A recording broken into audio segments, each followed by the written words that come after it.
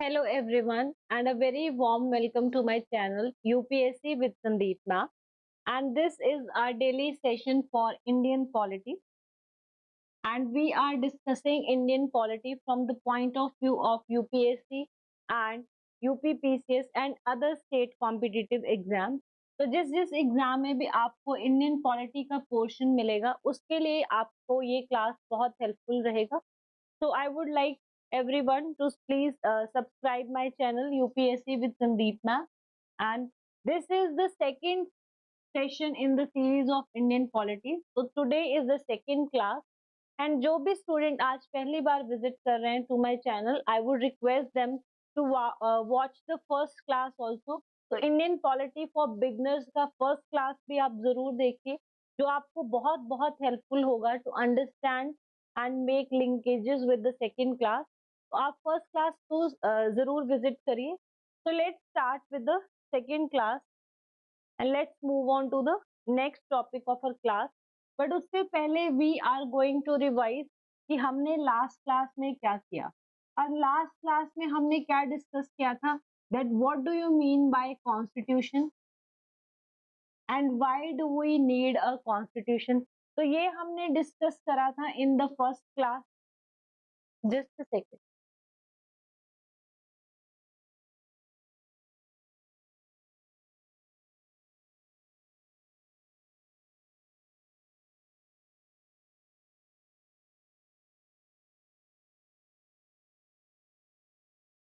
So yes, what we were discussing. So last class में we have discussed what do you mean by the constitution. और हमने समझा था constitution का meaning, जिसमें हम we understood that constitution is set of rules and principles. So constitution is basically is a set of rules and principles which defines and which defines what? Which defines the powers as well as limitation of a government. So it will decide the powers and limitation of the government, and it will decide how the country would be governed, how the state would be governed. तो state को govern करने वाले principles को define करेगा constitution, और साथ में बताएगा कि वो गवर्नमेंट जो स्टेट को गवर्न करेगी उसकी क्या क्या पावर्स हो सकती हैं और उसकी क्या क्या लिमिटेशंस हो सकती हैं. तो this is what this is the function of the constitution. ये कल समझा था. देन हमने ये भी समझा था that how the demands for Indian constitution were raised and who was the first person to demand Indian constitution. तो किसने फर्स्ट टाइम डिमांड किया टू हैव इंडियन कॉन्स्टिट्यूशन, ये भी हमने कल समझा था. M.N.. Roy in 1934 demanded to have the constitution for India, and after him Indian National Congress also demanded to have Indian constitution in 1935, but this demand was what rejected. तो Indian national Congress का demand reject किया किसने? Britishers ने. ये हमने कल के class में डिस्कस किया था. Then we discuss that in the backdrop of what international events. तो कुछ इंटरनेशनल इवेंट्स हो रहे थे, and what was that event? That international event was Second World War, जो 1939 में स्टार्ट हुआ. उसकी बैकड्रॉप में to gain the support of Indians in the war, British government offered and first time accepted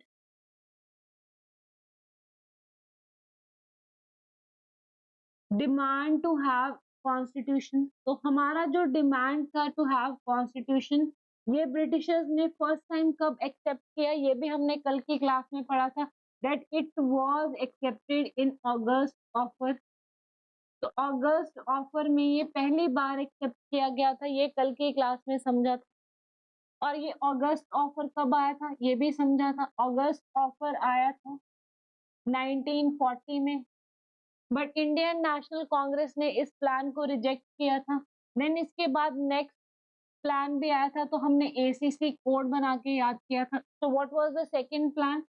that was Cripps mission, जो आया था कौन से ईयर में? 1942 में। तो क्रिप्स मिशन आया था 1942 में, जो अगेन रिजेक्ट किया गया इंडियन नेशनल कांग्रेस के द्वारा। तो this was also rejected, this was also rejected. Finally last में एक प्लान आया था, कैबिनेट मिशन प्लान। कौन सा प्लान? Cabinet mission plan. कौन से ईयर में? 1946 में। And this plan was finally accepted. So this plan was accepted by Indian National Congress. So this plan offered to create what? A body. Which body?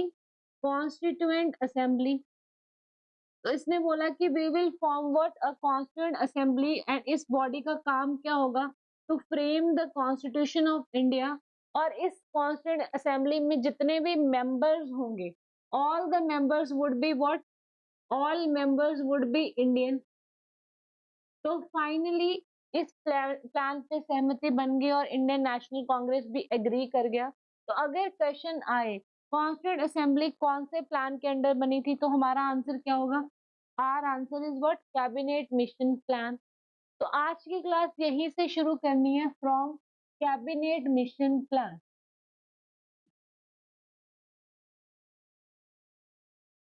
तो अगर question आए constituent assembly कौन से plan के under बनी, तो cabinet mission plan जो कि 1946 में आया, इसके अंडर ही बनी हमारी व्हाट? Constituent assembly. तो constituent assembly was formed under what? This cabinet mission plan, जो कि 1946 में आया।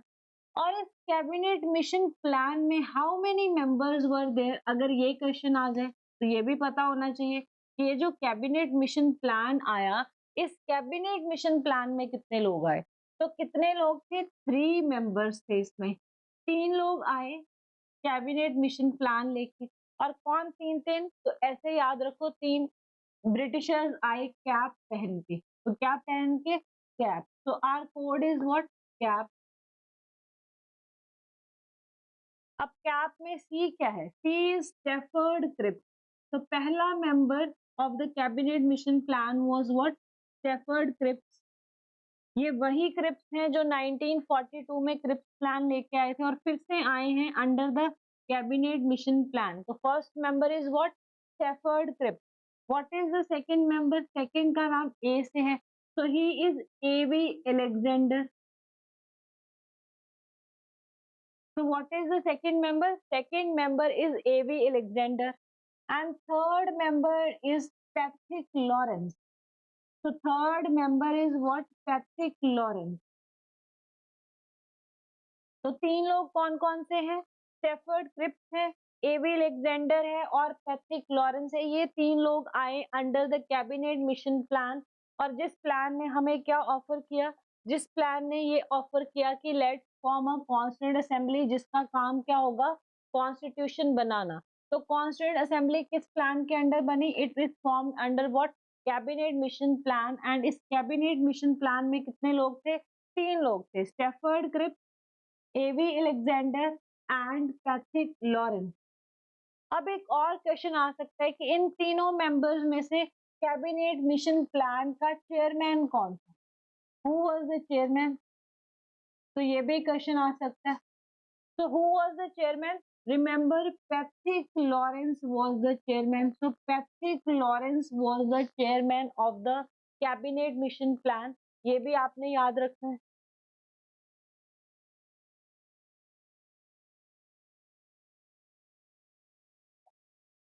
तो I hope this point is clear that cabinet mission plan जिसके अंडर कॉन्स्टिट्यूएंट असेंबली बनी, उसमें 3 लोग आए ऑफर लेकर। और वो कौन कौन 3 लोग थे? एवी अलेक्जेंडर, स्टेफर्ड क्रिप्स और पैट्रिक लॉरेंस। जिसमें से Patrick Lawrence is what? Patrick Lawrence is the chairman of the plan, right. तो अब नेक्स्ट समझते हैं, अब कॉन्स्टिट्यूएंट असेंबली बनानी है। ये तो पता लग गया कि कैबिनेट मिशन प्लान ने बोला कि कॉन्स्टिट्यूएंट असेंबली बना लो। अब ये भी पता है कि कॉन्स्टिट्यूंट असेंबली का काम क्या है, काम भी पता है, इसका वर्क क्या है, किस चीज के लिए बनानी है, to frame the constitution, to frame constitution, ये इसका काम है। अब ध्यान से सोचो कि अगर कोई असेंबली है, कोई ग्रुपिंग है जिसका काम है टू फ्रेम द कॉन्स्टिट्यूशन, तो उसमें कुछ मेंबर्स भी होंगे। तो नेक्स्ट हमें यही समझना है दैट कॉन्स्टिट्यूंट असेंबली में कितने लोग थे और कौन कौन। Just wait a second.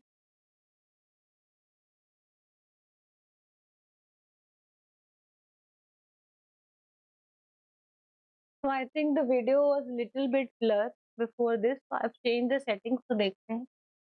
तो अगर पूछे कि कॉन्स्टिट्यूंट असेंबली के कितने मेंबर्स थे, तो ये अब हमारा नेक्स्ट पार्ट यही समझना है कि how many members were there in Constituent Assembly. So the total number of members in Constituent Assembly was 389. But अब इसकी ब्रेकडाउन हमें समझनी है, ये इतना इजी नहीं है। तो अब थोड़ा सा टेक्निकल पार्ट है, आपने बिल्कुल ध्यान से सुनना है कंसंट्रेशन के साथ। तो ध्यान से समझिए, टोटल मेंबर्स कितने हैं कॉन्स्टिट्यूंट असेंबली के, 389। अब ये 389 मेंबर्स कहाँ से आ रहे हैं? तो they are representing two categories. Which two categories? First of all, they are representing what? Princely state. First of all, they are representing what? They are representing princely state. तो कुछ members आ रहे हैं princely state से और कुछ members आ रहे हैं British India से। तो ध्यान से समझना है अब इसको कि कुछ मेंबर्स कहाँ से आ रहे हैं, प्रिंसली स्टेट से, और कुछ मेंबर्स इस 389 में से कहाँ से हैं, ब्रिटिश इंडिया में से। प्रिंसली स्टेट्स में से कितने हैं? तो प्रिंसली स्टेट्स में से हैं 93, और ब्रिटिश इंडिया से कितने हैं? तो 389 में से अगर 93 माइनस करो तो we are left with what, 296। So 296 members are from British India and 93 members are from different princely states. तो टोटल हमारे पास कॉन्स्टिट्यूंट असेंबली में 389 मेंबर्स हमने लेने हैं, जिसमें से हमने 93 मेंबर्स प्रिंसली स्टेट्स में से लेने हैं और 296 मेंबर्स हमने लेने हैं ब्रिटिश इंडिया से।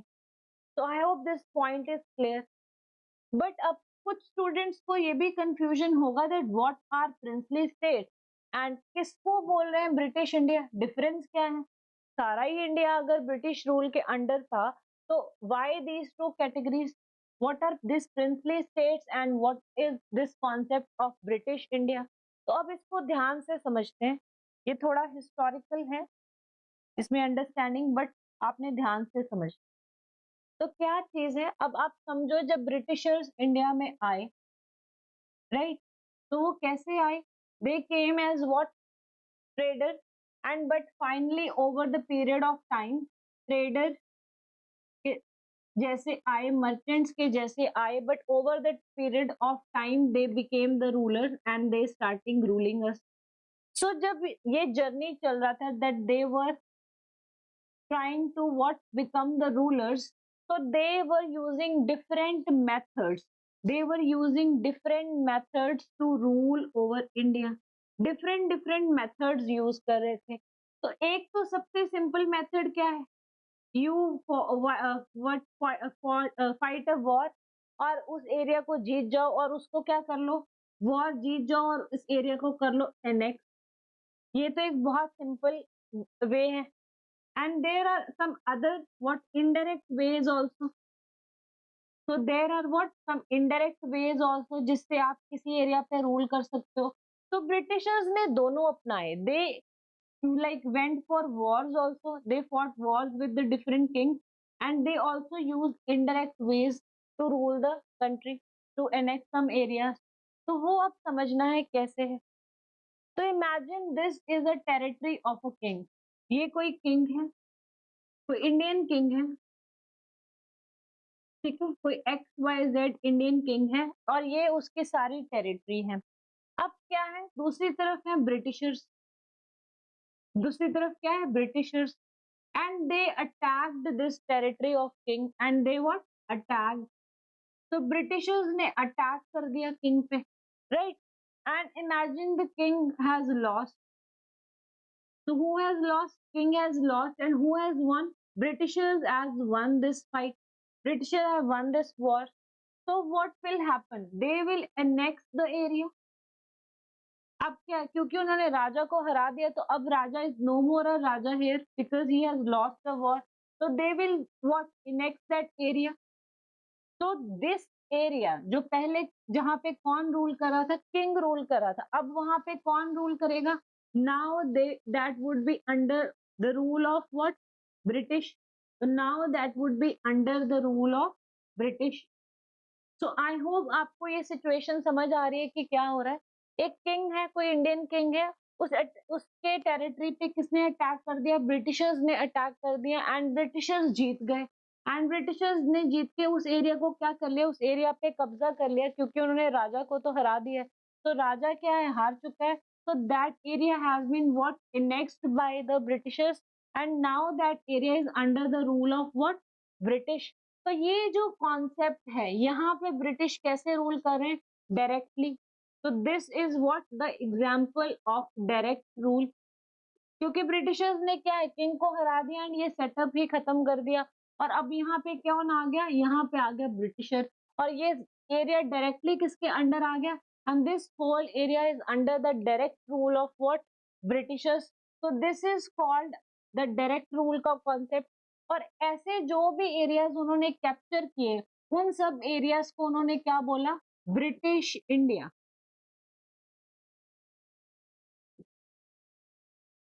सो आई hope this point is clear. इसको एक बार फिर से सम अप करते हैं. तो इमेजिन अ किंग है, एक इंडियन किंग है जिसके ऊपर ब्रिटिशर्स ने अटैक किया एंड किंग हार गया, ब्रिटिशर्स जीत गए. ब्रिटिशर्स ने उस एरिया को एनेक्स कर लिया and now they are directly ruling that area. And what will they call that area? They will call that area British India. So this is first circumstance जहां पे वो directly rule कर रहे हैं and इसको क्या बोल रहे हैं? British India. But imagine another scenario. Imagine another scenario that this is some Indian king. This is what? Some Indian king. कोई XYZ Indian king है. And दूसरी तरफ क्या है? This is Britishers. अब किंग को पता है कि because Britishers are on the agenda of ruling India and they are attacking different kings, तो इस किंग को भी पता है मेरे पे भी कभी अटैक हो सकता है. तो क्या है?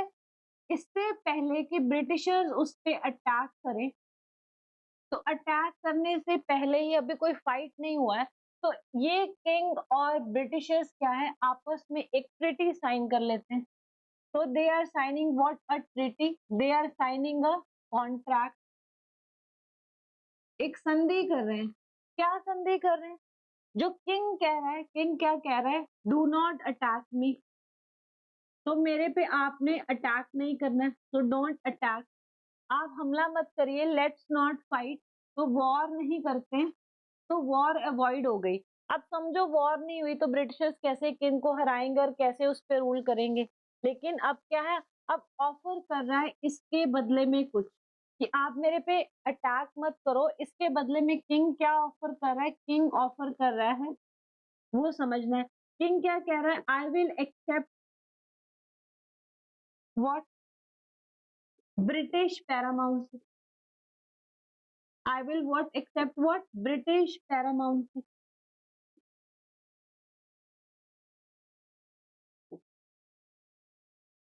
तो Britishers are okay with this and क्या डिसाइड हो गया? कि Britishers will not attack and king will accept the British paramountcy और बात खत्म. लेकिन what is this British paramountcy? इसका क्या मतलब है और इससे ब्रिटिशर्स इस बात पे क्यों मान गए? तो अब ये समझते हैं that what is British paramountcy.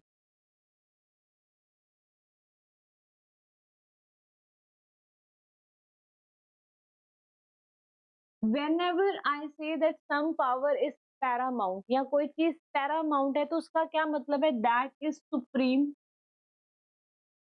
वो अपनी हाईएस्ट पोजीशन पे है, सुप्रीम है, हाईएस्ट पोजीशन पे है, पैरामाउंट है.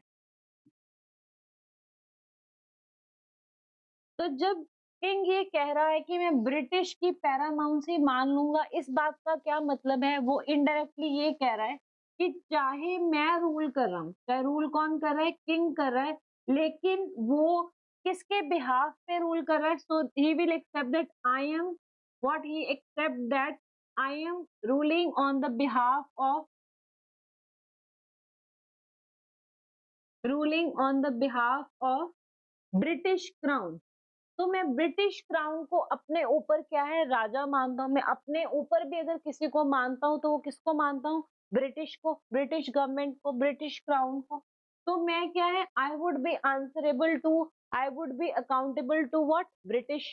तो मैं क्या है, चाहे तो रूल कर रहा हूँ, लोगों को तो यही लग रहा है कि राजा रूल कर रहा है, बट बेसिकली क्या है, राजा वैसे ही कर रहा है जैसे उसको क्या बोल रही है, ब्रिटिश क्राउन बोल रहा है, क्योंकि उसने क्या माना हुआ है, मैं अधीन हूँ आपके। I am what? I am surrendering myself to you and I am accepting that आप सुप्रीम पावर हो। आप जैसे बोलोगे मैं वैसे करूंगा, बट क्या है, मुझे रूल करने दो, मैं आपके बिहाफ पे रूल करूंगा। अब मैं एक इंडिपेंडेंट रूलर नहीं हूँ, अब क्या हूं मैं? एक डिपेंडेंट रूलर हूँ जिसने दूसरे किंग की क्या है, पैरामाउंसी को एक्सेप्ट कर लिया है। तो अब देखने में सामने क्या लग रहा है कि कौन रूल कर रहा है, लेकिन एक्चुअली कौन रूल कर रहा है? एक्चुअल रूलर कौन है? एक्चुअल रूलर है ब्रिटिश क्राउन। तो ये क्या है, this is a way of indirect rule. तो this is what, this is a way of indirect rule. और ऐसी सारी जगह पे जैसे जहाँ पे किंग रूल कर रहा है, लेकिन that king has accepted British as the paramount power, उन सब एरियाज के लिए ब्रिटिश क्या वर्ड यूज कर रहे हैं? They are using the word that these areas are what, these are the princely states of India.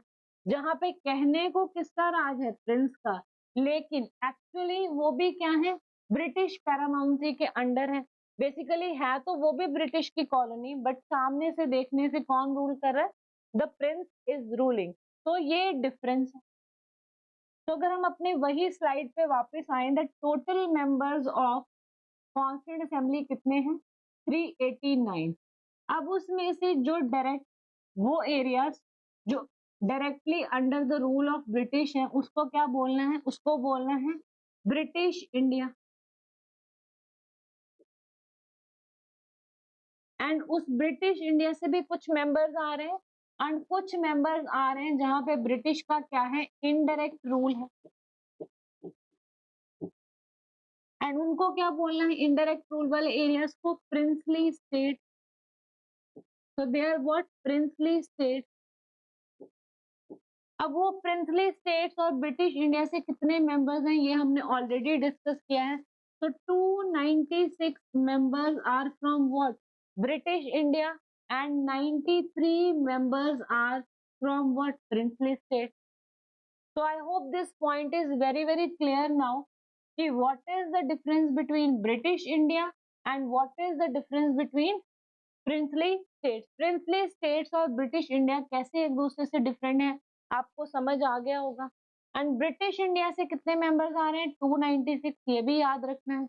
और प्रिंसली स्टेट से कितने आ रहे हैं? 93। तो दिस इज ऑल्सो इम्पोर्टेंट, ये सारा आपने याद रखना है। Then there is a further point जो आपको समझना पड़ेगा, and what is that point, that this British India, ये कॉन्सेप्ट समझने से पहले आज की सिचुएशन अगर समझते हैं तो इजी लगता है। आज का समझिए, आज इंडिया का गवर्नेंस मॉडल क्या है? आज इंडिया में हम गवर्नेंस कैसे कर रहे हैं? तो हमने इंडिया को क्या है, दो स्ट्रक्चर्स में डिवाइड किया हुआ है। कौन कौन से स्ट्रक्चर्स में? We have divided India into what, states and UTs. तो इंडिया में कितने स्टेट्स हैं? 28 स्टेट्स हैं और 8 यूटीज हैं। So for the ease of governance, we have divided India into two units, that is what, states and UTs. तो ऐसे ही British ने भी, जो ब्रिटिश इंडिया है, उसको गवर्नेंस के पॉइंट ऑफ व्यू से कि गवर्नेंस ईज हो, इसको दो पैरामीटर्स में, दो क्लासेस में डिवाइड किया है। एक को वो क्या बोल रहे थे, provinces, what they were calling, one part, one type was British provinces and other type was what, chief commissioner provinces. तो second type was what, chief commissioner provinces. तो दो तरह के स्ट्रक्चर्स हैं, जैसे आज स्टेट्स और यूटीज हैं, वैसे ही तब क्या थे, ब्रिटिश प्रोविंसेस और चीफ कमिश्नर प्रोविंसेस। तो क्या था तब, ब्रिटिश इंडिया का क्या स्ट्रक्चरिंग है, दो टाइप की। One is what,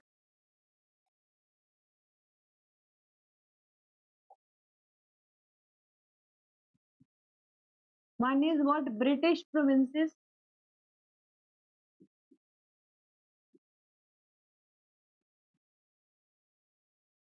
and next is what, next is chief commissioner provinces,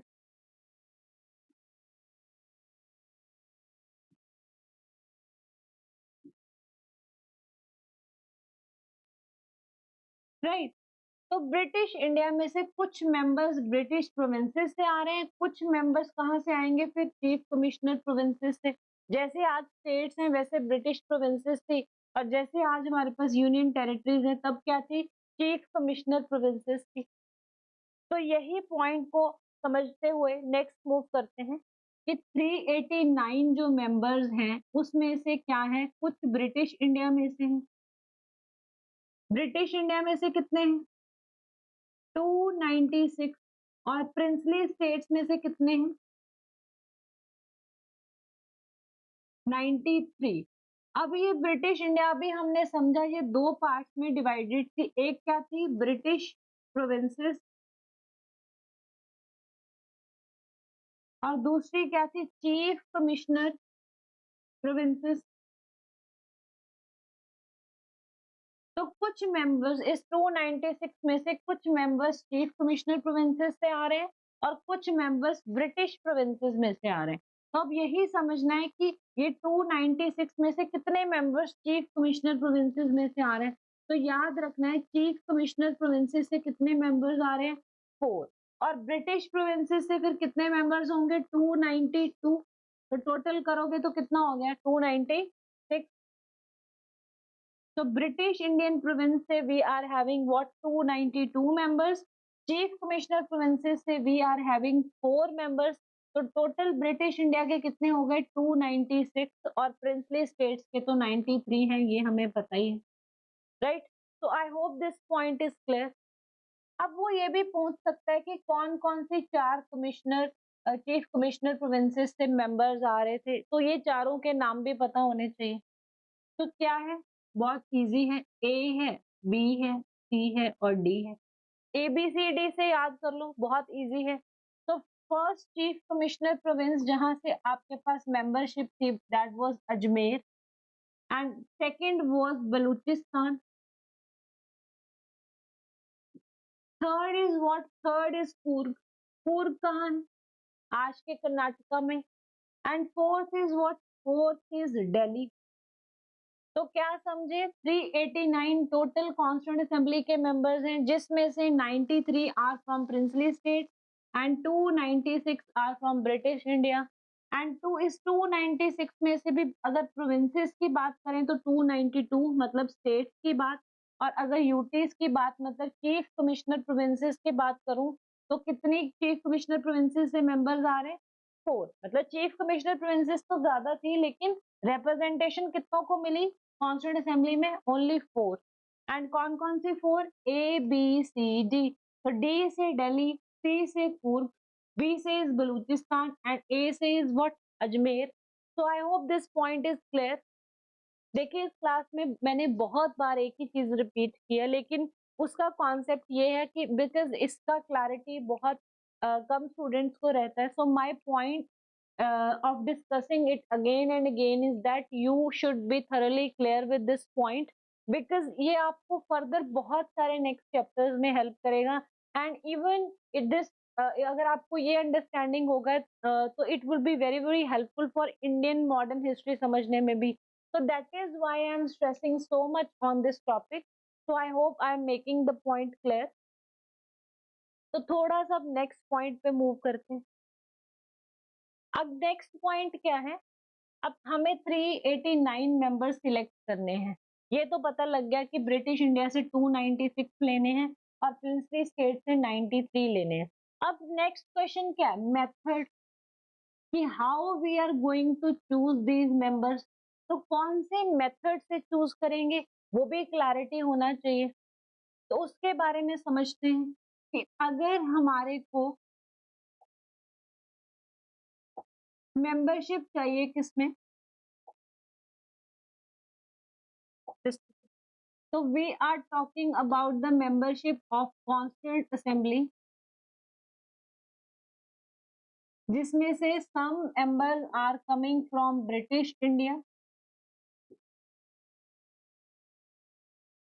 and some members are coming from what, princely state.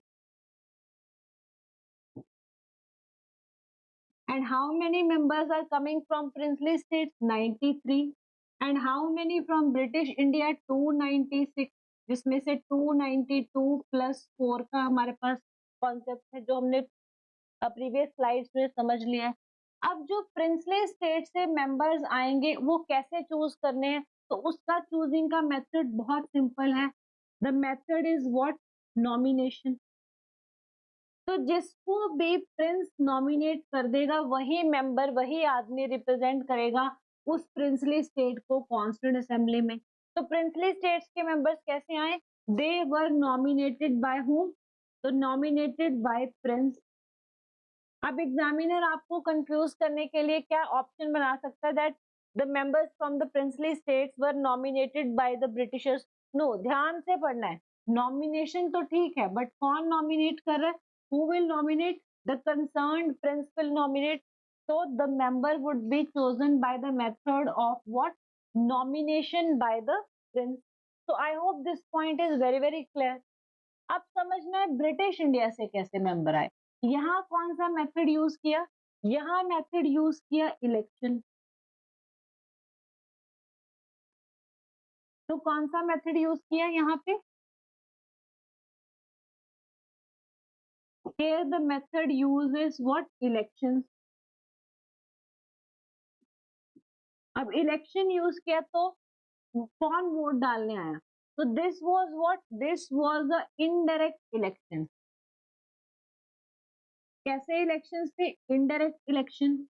मतलब इनडायरेक्ट इलेक्शन का मतलब क्या, तो उनने वोट डाली जिनको कॉमन पब्लिक ने चुना। तो किसने वोट डाला, they were elected by members of constituent members of provincial legislative assemblies. तो जितनी डिफरेंट प्रोविंसेस में, जितनी प्रोविंसेस में क्या थी, लेजिस्लेटिव असेंबलीज थी, उनके जो मेंबर्स थे उन्होंने वोट डाला और उनके वोट से क्या है, चूज हुआ कि कौन रिप्रेजेंट करेगा ब्रिटिश इंडिया को in the constituent assembly.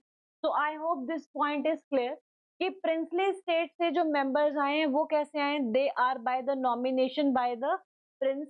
And जो मेंबर्स आए हैं ब्रिटिश इंडिया से वो कैसे आए, they are chosen by the method of election, and which type of election, so this is what, indirect election, जिसमें वोट किसने डाला, members of the provincial legislative assembly। जितनी भी प्रोविंसेस थी और जिनमें लेजिस्लेटिव असेंबली थी, उस लेजिस्लेटिव असेंबली के जो मेंबर्स थे उन्होंने वोट डाल के चूज किया कि ब्रिटिश इंडिया की तरफ से कौन कौन मेंबर, ये जो 296 मेंबर्स रिप्रेजेंट हो रहे हैं वो कौन कौन होंगे। So I hope this point is clear. If there is any doubt, feel free to ask me in the comment section. आप comment section में क्या है, जब भी आप वीडियो देखो, you can ask me. I will try to answer your queries. So I hope this point is clear.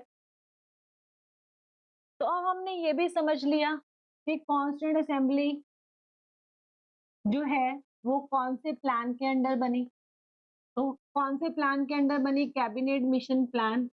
कौन से साल में आया, 1946। इसमें कितने लोग थे, इसमें 3 मेंबर्स थे। कौन कौन से वो भी हमने देख लिया। उसके बाद में हमने समझा कि कॉन्स्टिट्यूंट असेंबली में कितने मेंबर्स होंगे, 389। इसमें से कुछ मेंबर्स क्या होंगे, ब्रिटिश इंडिया में से, और कुछ मेंबर्स होंगे प्रिंसली स्टेट्स में से। जो प्रिंसली स्टेट्स वाले मेंबर्स हैं वो कैसे सिलेक्ट करें, we are selecting them by nomination. Right. And जो ब्रिटिश इंडिया के मेंबर्स हैं, they are what indirectly elected, they are what indirectly elected. और कौन वोट कर रहे हैं? They are indirectly elected by members of provincial legislative assemblies. And यहाँ पे नॉमिनेशन कौन कर रहा है? Nomination is by the prince. ये सब हमने समझ लिया। और अगर अब मुझे ध्यान से सोच के बताओ कमेंट सेक्शन में कि अगर स्टेटमेंट आए the constituent assembly was a fully elected body, तो क्या वो स्टेटमेंट सही है? That constituent assembly is a fully elected body, वो कंप्लीटली एक इलेक्टेड बॉडी थी। अगर ये स्टेटमेंट आता है कि क्या वो एक फुली इलेक्टेड बॉडी थी, तो क्या ये स्टेटमेंट सही है? तो no, this statement is wrong, क्योंकि अभी अभी हमने देखा that some members are coming by the method of nomination as well, and some members are what coming by the method of indirect election. So this is a partly elected and partly nominated body. So I hope this point is clear कि क्यों बोल रहे हैं that it is not a fully elected body, क्योंकि कुछ members क्या आ रहे हैं नॉमिनेशन के थ्रू। तो ये पॉइंट आपको क्लियर हो गए होंगे। आज की क्लास में देखो एजेंडा यही था कि समझ आ जाए कि कॉन्स्टिट्यूंट असेंबली बनी कैसे, कॉन्स्टिट्यूंट असेंबली में कितने मेंबर्स थे और उनका वो किस किस एरिया को रिप्रेजेंट कर रहे थे। एंड देन ये भी समझा कि जो प्रिंसली स्टेट से कितने मेंबर्स हैं, ब्रिटिश इंडिया किसको बोलेंगे, how British India is different from what princely state, and कितने कितने मेंबर्स आ रहे थे, एंड कौन से मेथड से वो मेंबर्स को हमने चूज किया। तो आज हमने पूरा समझ लिया कि how the constituent assembly was formed. अभी हमारी नेक्स्ट क्लास का एजेंडा क्या रहेगा? नेक्स्ट क्लास का एजेंडा हमारा यही रहेगा, we have to understand the working of constituent assembly, कि कैसे ये कॉन्स्टिट्यूएंट असेंबली काम किया, how this constituent assembly functioned, and how this constituent assembly attained its goal of what, framing the constitution। तो इसने कॉन्स्टिट्यूशन फ्रेम कैसे किया, कितना टाइम लगा, क्या क्या प्रॉब्लम्स आई, किस किस आदमी का, किस किस मेंबर का क्या रोल था, एंड कितना टाइम लग गया, what were the different ways used by constituent assembly to what complete this task। तो ये सारा समझना पड़ेगा, कॉन्स्टिट्यूएंट असेंबली का पूरा वर्किंग हमें डिटेल में समझना है। तो नेक्स्ट क्लास का एजेंडा हमारा यही रहेगा, this is the topic of next class. So we will meet tomorrow for the next session of Indian polity. So I would like everyone to please share and subscribe my channel, and please like the video, and comment section में if you can ask if you have any doubt, and what, so please इस class को देखने से पहले आप first class जरूर देखिए, because उसमें भी काफी पॉइंट्स आपको क्लियर होंगे। तो इट इज वेरी इंपॉर्टेंट कि आप पूरा प्लेलिस्ट फॉलो करें, रादर देन जस्ट वॉचिंग कोई रैंडमली कोई class. You should like start from the class 1 and then keep on watching सारे जितने भी क्लासेस इस प्लेलिस्ट में ऐड होंगे। And the playlist is by the name of Indian polity for beginners, Indian polity for beginners.